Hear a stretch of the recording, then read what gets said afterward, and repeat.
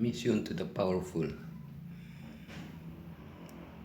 For what profit is it to a man if he gains the whole world and loses his own soul? Or what will a man give in exchange for his soul? There are people who seem to be outside our circle of influence, powerful people, either due to their economic capacity or their social position. Great businessmen, eminent politicians, leaders. Are they excluded from the mission? Don't they need the message of salvation? Of course, like all of us, powerful people also need divine grace. They need to know their Savior. God uses faithful believers in special situations to reach this unique group. What needs do they have? How can we use these needs to lead them to Jesus? Nebuchadnezzar, need for humility. Naaman, need time to grow. Nicodemus, need of the Savior. The rich young man, need to establish priorities. Joseph of Arimathea, need to collaborate.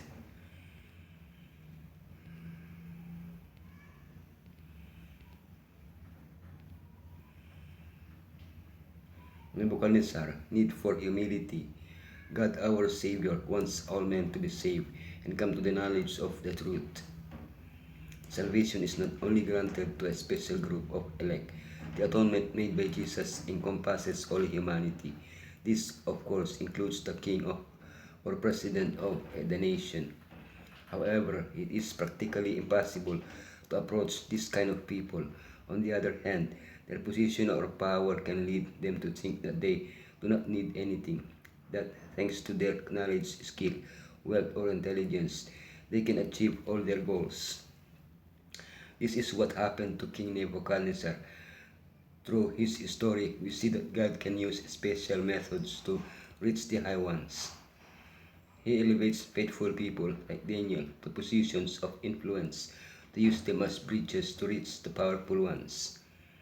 He intervenes directly to humble their pride and arrogance and lead them to recognize their dependence on God. Naaman, need of time to grow, but may the Lord forgive you, your servant, for this one thing. When my master enters the temple of Rimmon to bow down and he is leaning on my arm, and I have to bow there also, when I bow down in the temple of Rimmon, may the Lord forgive your servants for this. Naaman was a great person in Syria. Using a girl, God guided him to the prophet Elisha to be healed of his leprosy. At that moment, Naaman gave his life to God and decided to serve him. The knowledge of God was limited. It took the load of a couple of mules to be able to worship him. After all, the god Rimmon lived in Syria and the true God in Israel. So according to his knowledge, he needed to take some land from Israel to Damascus so he could worship the God of Israel. His second request was permission to sin. He knew that his political obligations were going to conflict with his new faith, but Elisha did not rebuke him or correct his error. Naaman needed time to grow, time to know God, time to change, perhaps to help him grow.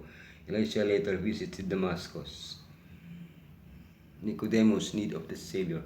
Now there was a Pharisee, a man named Nicodemus, who was a member of the Jewish ruling council. He came to Jesus at night. Despite recognizing that Jesus' teaching came from God, Nicodemus, the teacher of Israel, was reluctant to openly acknowledge that he was a follower of the Master of Galilee. Pride, attachment to his position of power, fear of rejection from peers. God was patient with him. He even used it to save Jesus' life at critical moments in his ministry. When Nicodemus saw Jesus lifted up between heaven and earth, as Moses lifted up the serpent in the wilderness, he knew without a doubt that he had found the Savior. Not caring what they thought of him, he decided to take care of expenses of Jesus' funeral. Nicodemus came forward in its defense, no longer cautious and questioning. He encouraged the faith of the disciples and used his wealth in helping to sustain the church at Jerusalem and in advancing the work of the gospel. The rich young man need to establish priorities. Jesus answered, "If you want to be perfect, go sell your possessions and give to the poor, and you will have treasure in heaven. Then come, follow me. It is easier for a camel to go through the eye of a needle. Can a rich man be saved? On the other hand, if a rich man cannot be saved, who then can be saved? Let's go by parts.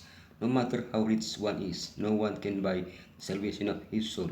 Furthermore, Jesus did not say that a rich man cannot be saved, but rather that it is difficult for a rich man to enter the kingdom of heaven.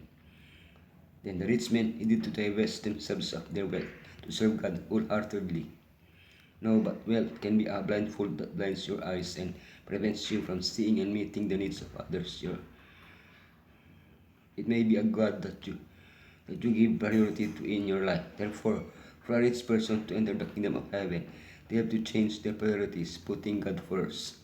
Zacchaeus changed his priorities. He did not need to leave his wealth to give himself completely to Jesus. Joseph of Arimathea needed to collaborate. Later, Joseph of Arimathea asked Pilate for the body of Jesus. Now Joseph was a disciple of Jesus, but secretly because he feared the Jewish leaders, with Pilate him and took the body away. Joseph openly declared himself a disciple of Jesus when he had the opportunity to do something for him. In this way, he was used by God to fulfill Isaiah's prophecy. Without Joseph's intervention, Jesus would have been buried in a common grave, since the disciples would never have been able to ask Pilate to give them Jesus' body for burial. One way to fulfill the mission on behalf of the rich and powerful is to offer them the opportunity to collaborate with the mission. It really seems paradoxical. Let's propose a community help project. For example, a project that visibly impacts the well-being of those in need. The rich and powerful will feel the need to collaborate in it. Maybe it's for prestige or for other reasons, but perhaps it is to be able to express their desire for help, their desire to do something for others. Let's give them the opportunity to participate in something good so that in turn they can also be reached by Jesus. Those who belong to the higher ranks of society are to be sought out with tender affection and brotherly regard. Men in business life in high positions of trust, men with large inventive faculties and scientific insight, men of genius, teachers of the gospel whose minds have not been called to the special truths for this time. These should be the first to hear the call. They should be given the invitation.